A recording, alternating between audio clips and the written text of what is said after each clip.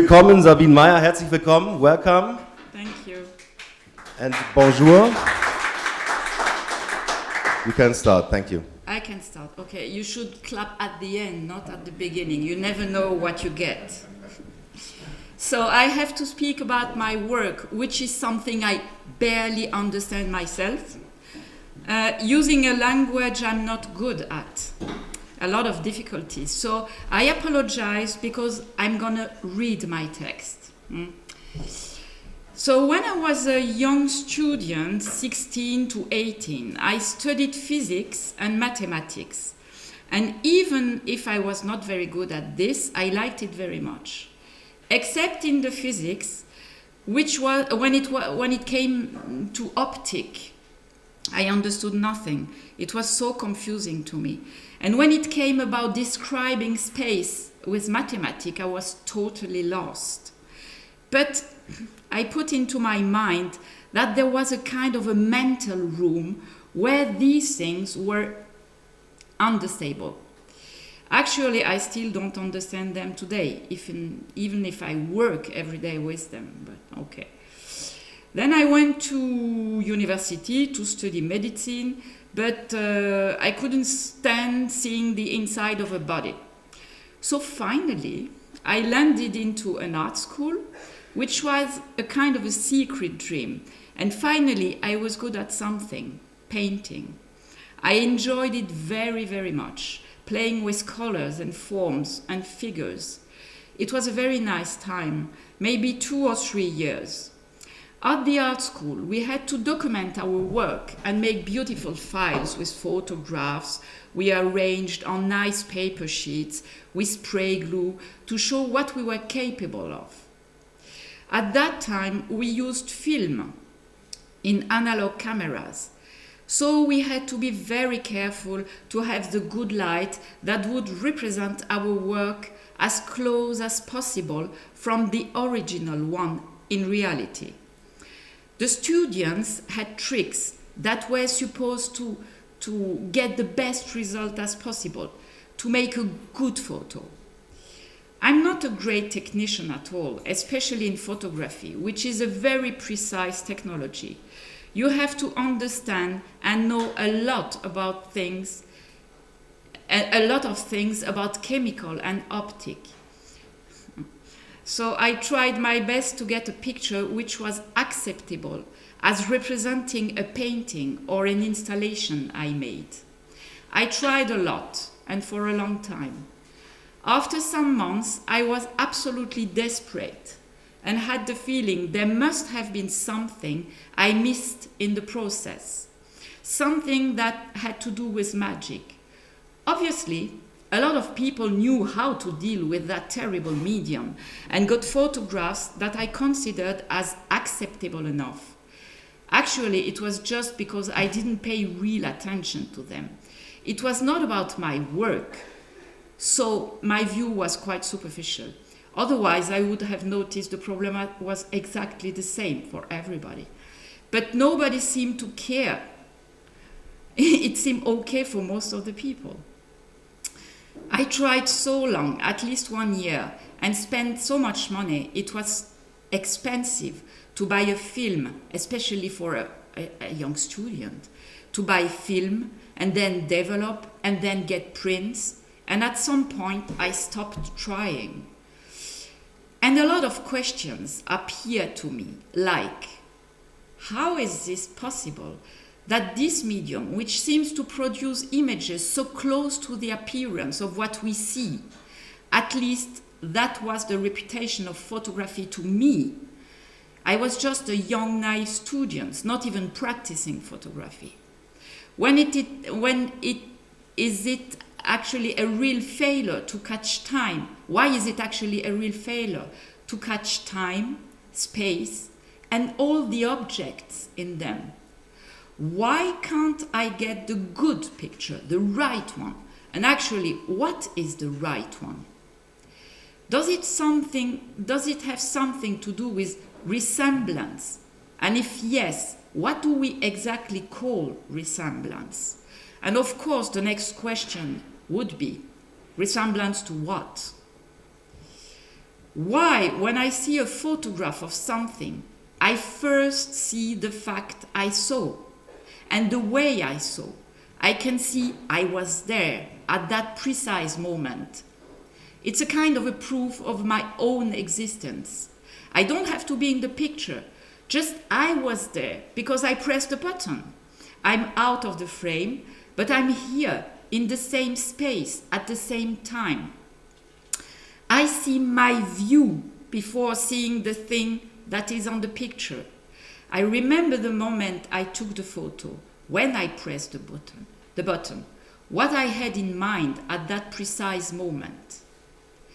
The result is that it just shows me, points to me, the impossibility of catching the world I live in. So why, if it's impossible, do we think photography is a good way to document the world? I'm very suspicious with documentary photography. We are very naive in front of a photographic image. The painters at the Renaissance were less naive, much less. With the perspective theory, they knew it was a game, a way to play what they did. So, finally, what is photography? What happens when we transform a piece of that reality into a photograph? Slowly, months after months, all my mental work, my concerns were about photography. It became a kind of an obsession, actually.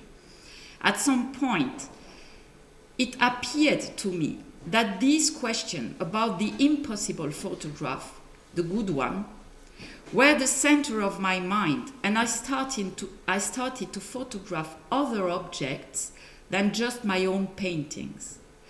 Actually, I wasn't very interested in these objects themselves. I was interested in the gap between an object and its picture. What is happening in this gap? How does it work? What are the terms and conditions of the metamorphosis of an object into an image? What is gained? What is lost? What's left from the object? What does a photo teach me about my own way to see and to think? At some point, I became a photographer that way, but a photographer who... I get it. Okay. Yeah, but a photographer who was looking what photography was. In a way, it became my subject, still is. In the end, the question was about how we perceive the world and how we form a representation of it that is livable and more or less coherent. At least we try. At the cost of many, many distortions. It's these distortions that interest me, because it worries me. And all the joy I had with painting disappeared. So I began to make experiments. My work was very conceptual at that time. So this is, it's not the first work I made, but it's one of the first one about photography, and this was in Munich actually. So it's a black room. It's closed with a black curtain, and there's a projection on the wall on a print, and I made the print with this one. So they are exactly the same, and then I projected it perfectly the same, the negative on the positive. So you see nothing. Except if you open the curtain, when you come in, you see a little bit the picture, which was a photo of a computer. When you send a mail and it came back because the address was wrong or whatever, it was called failure delivery. That's what I photographed. This is another one. I made quite a lot, but okay, these two ones. This is an inventory of a moving. Someone moves from an apartment, and I photographed everything coming out of the apartment. Everything was, and I printed the thing, everything was in front of the door, the camera was outside, and I photographed everything. But you see nothing because everything was packed. So everything went in front of the camera, but most of the thing you don't see. The next problematic question was, I want to photograph things from here, our reality, to see how they arrived there, the picture. But what shall I photograph? Why this more than that? Why a person more than a landscape? Why a lamp more than a flower? I finally solved the problem, creating a loop. I could just photograph the process itself and its accessories. That is how I began the series of the self-portraits. In a way, I became an accessory. It was not a portrait of me as a person with a life, a mind, social, cultural, and psychological particularities. Who cares? What the point? Not even a portrait. I don't think self-portraits are portraits. Most of them are the portraits of what is happening here and now. The presence of my body as an operator,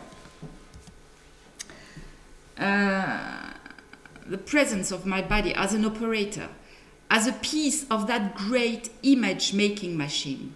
My body, especially my hand, the index of the photographic moment is a simple gesture, my hand pressing the shutter release. That's the moment. That is time.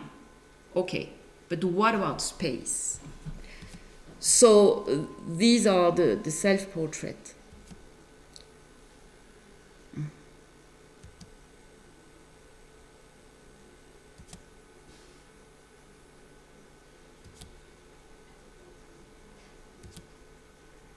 So I stopped when the picture was almost black and you understand nothing anymore. So, okay.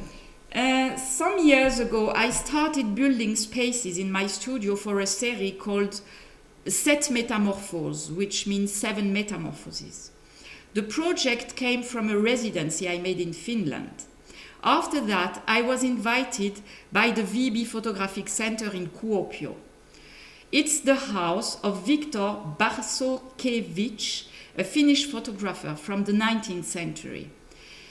There were paintings of landscape, backdrops for the setting, rolled into a closet. And I had the opportunity to see them. I mean, the backdrops. Here is a landscape, and here too, another one. At the end of the exhibition, the people there offered me a print of a photo I liked very much. The photo showed the photographer's wife and son with a dog in his studio, and behind them there was a painted landscape, a very bad painting actually. You could see without any doubt it was a painting, and it was approximatively. It was saying, let's pretend it's a landscape. But at the same time, you had a very strong feeling, at least I had, the sensation that the space extended far beyond the studio into the depths of a forest. So why do I feel something, despite I perfectly know and see it's fake? I could see both at the same time, truth and illusion. And that's the series of the 7 Metamorphoses. Because of that, I started that series. I have been using other photographs as backdrops instead of paintings. But the project was exactly the same, creating a depth that did not exist, creating, in a way, a mental space. It allowed me to repeat the model, which is here 2 times, here also, in front and back. And actually, the photo behind is the same.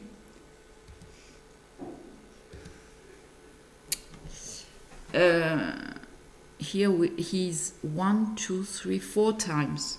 Okay. Yes, I repeat the model, I repeat the space, the objects.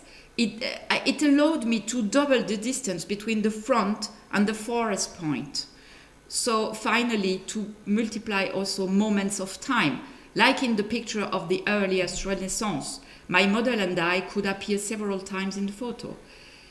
That's a bit of a paradox when it comes to photography, which is supposed to stop time or at least describe a very short moment of it. First, it had something to do with theater, staging, with models, light, positions. I was looking for the photograph of a situation in space. It was about the artist and the model, which is a very classical subject, and also the logical continuity of the self-portraits. The space where I build were ideas of spaces we live in, rooms, door, windows, corridor, but you could see in an obvious way that they were not real spaces, just concepts of places, like let's pretend it's a corridor, let's pretend it's a door, and so on.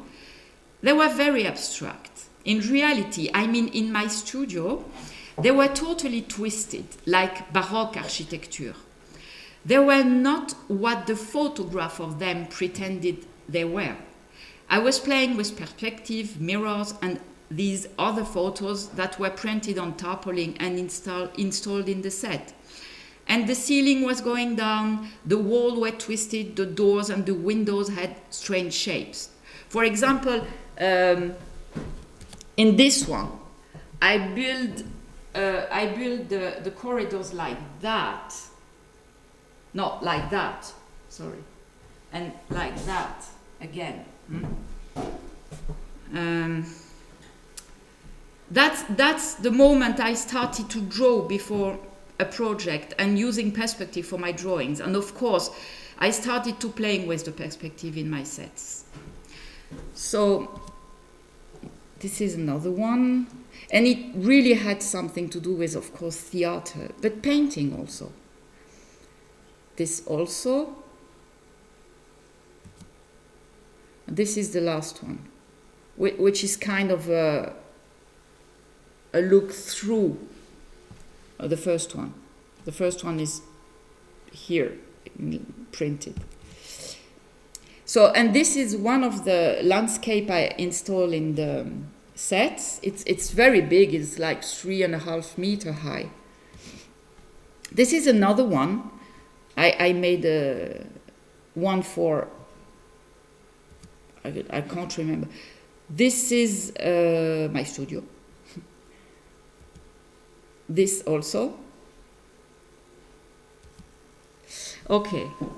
After the metamorphosis, I spent a few months in New York shooting images for a project called Portrait of a Man, whose ambition was to describe the inside of a head and the big mix we all have in mind: consciousness, unconsciousness, imaginary, morality, experiences, history, fantasy, and all that at the same time together.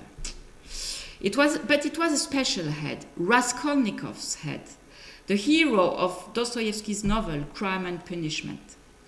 The novel is the story of a psychic and geographic trajectory, since the central character is constantly moving, changing points of view, focal distance, both psychically and physically. And so do we. It's the story of a mental journey, embodied in part by a journey through urban spaces. The distortions are metamorphoses of his sick mind. Dostoevsky's novel proceeds by conjunction and disjunction, continuities and ruptures, dilatation and contraction, acceleration and slowing down. It is built on alternating interior and exterior scenes. Sometimes the hero is lost outside, because the outside space is too wide. Then he is in his room, in his bed, wrapped in a coat and also wrapped in a way in his mind, worrying about very little details. All these variations, too wide, too focused, can be perfectly translated with focal length. I worked in two different ways to capture the two contradictory states that hunt the main character. So for the first period, I worked mainly outdoor in sometimes difficult conditions, working in natural light that I never ever do. Winter, rain, in the street, in the middle of a lot of people. It was mainly in Manhattan, without a tripod, in a very free and light way, accumulating shots, finding myself as lost and uncertain as Dostoevsky's character. For the second period, I returned to my usual way of working, like here in the studio, because the model came the year after the residency. He came in Le Havre, and we were going on to work. We worked together 3 years. So in the studio on stage with artificial light, in sets reduced to simple signification, wall, doors, window, corridor, chair, blah, blah, blah, and which are included as trompe-l'œil, other preliminary view printed on canvas, like in the 7 Metamorphoses. So this was in New York, this too. This was in New York. This is in my studio, also, which is funny, in that photo, I made the first photo, the one who is projected in New York, and the second one in Le Havre. This is in the studio. Also, this was in New York. This too.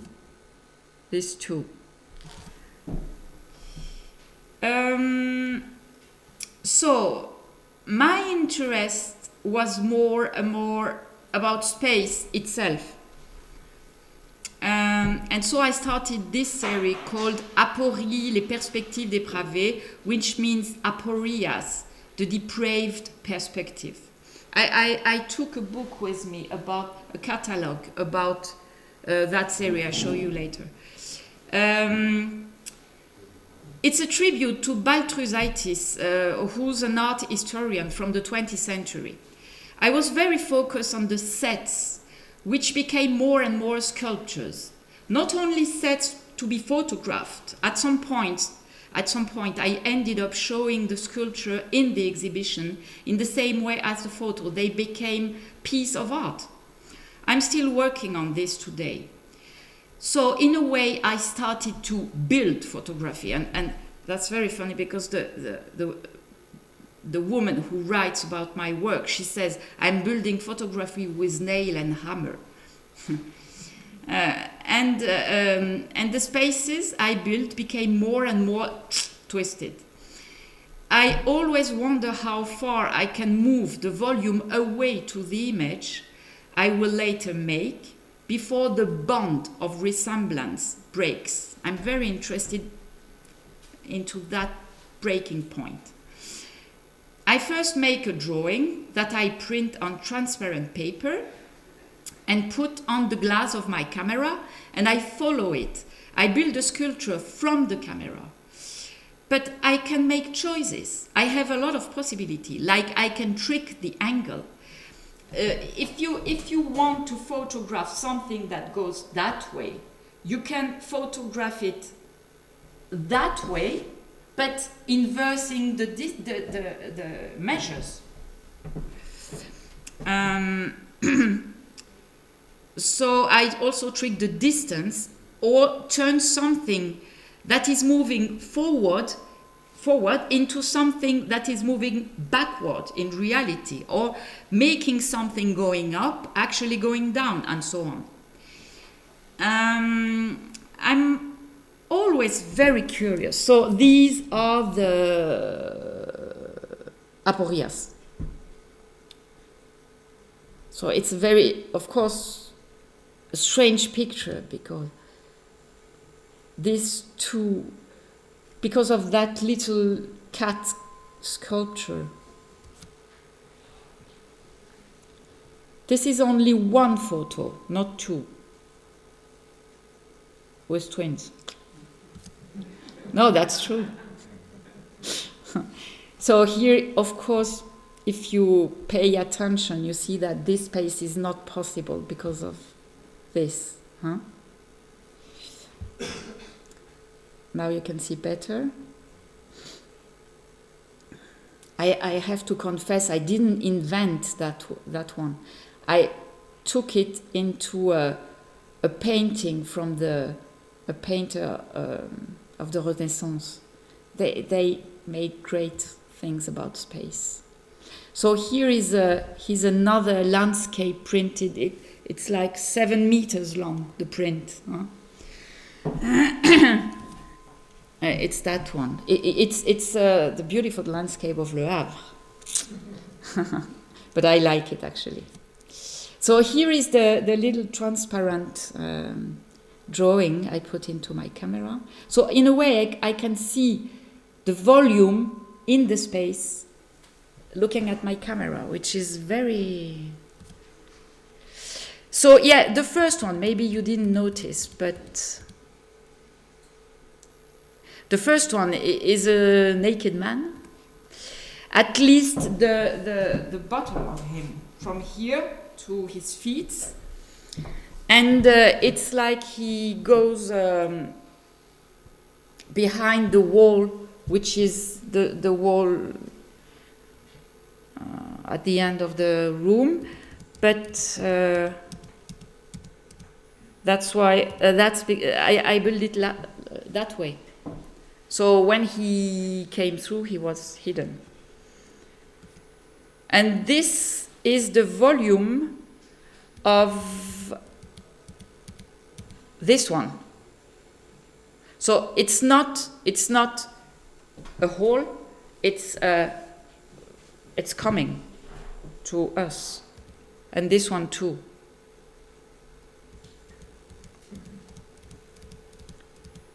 Yeah. And this one is the one with the guy jumping from behind, so it's quite twisted. And I will show that very soon in a church. It's huge. It's a huge one. It's about almost 4 meters high. So, and I let it that way. That means the inside is perfectly done, and the outside there are nails, writings, and screw and pieces of paper and tape and so on. I like that a very mess outside and very precise inside. This is the drawing for the last one, was the landscape. This is the last one I made, which is not photographed yet. So if you turn, you can see it's very twisted too. So I begin a new series. Well, it's the same thing, huh? But more little for that church, 6 little, they are like 2 meters something high. Yeah, well. Oh shit.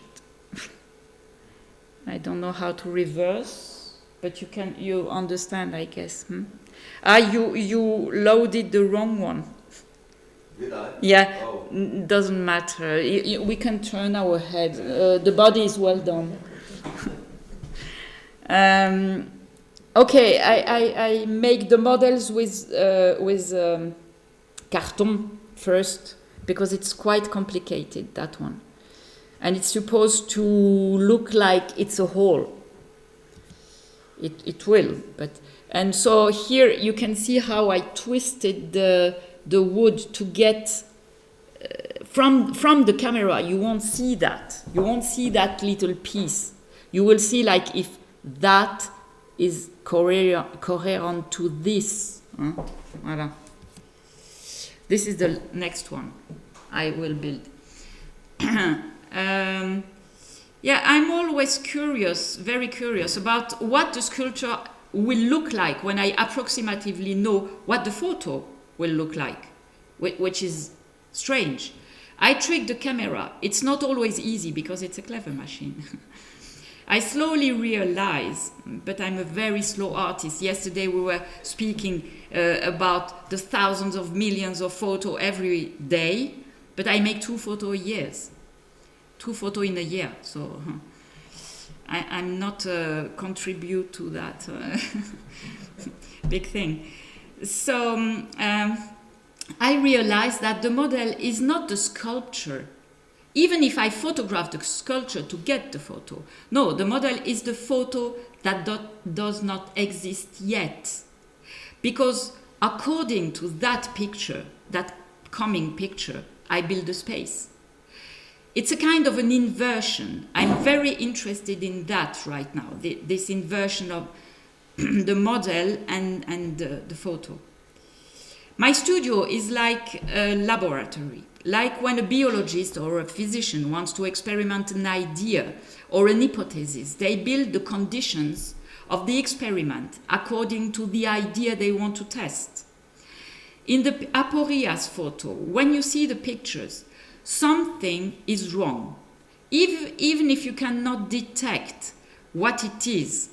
But at the same time, you have the feeling it is real, and that what you see was in the studio that way.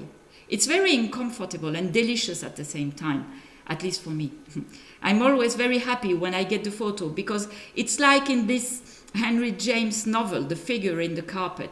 It's just right before your eyes. You know it. You can even feel it, but you don't see it. So the real aporia is in your head. Well, at least in mine. That is why it's called aporias. It holds together 2 things, 2 consciousness that can't stay together because they do not agree together. It's actually worse. They repel each other, like magnets of the same pole. They should destroy each other, but they don't. They do stay together in the photo. That is what the photographic picture is able to do, holding together yes and no. That is why I work with films. I'm a kind of a dinosaur, I know. It's not about nostalgia at all, not about vintage techniques. I'm not interested into vintage process. I don't want to work like 100 years ago. It is because I need the direct, physical, material connection between the picture and reality, which has been photographed. In a way, the film is the witness of the process, a relic. It's recording an experiment. It's a material proof of what happened. Camera is a black box. To me, black, the inside of a camera, is saturation of events and not the contrary. It's not the empty thing. It's not an absence. It's a too much presence. To be able to see that, I once installed a camera in the sleeping room to record a complete week looking at the bed. Very nice picture, but almost black. And of course, you see nothing interesting in the bed. Just exactly like the same box, exactly like the black box in the planes. As a child, I was really fascinated when, after a plane crashed, the investigators were looking for the black box in the rubble of the disaster to understand what happened. To me, it was like a box who contained the truth of everything. And I was desperate when it was too much damaged, because something was lost forever. So to resume the whole thing, photography transforms the world in order to get it pictured, so that when you look at a photograph, you are never really sure what it's the image of. Thank you.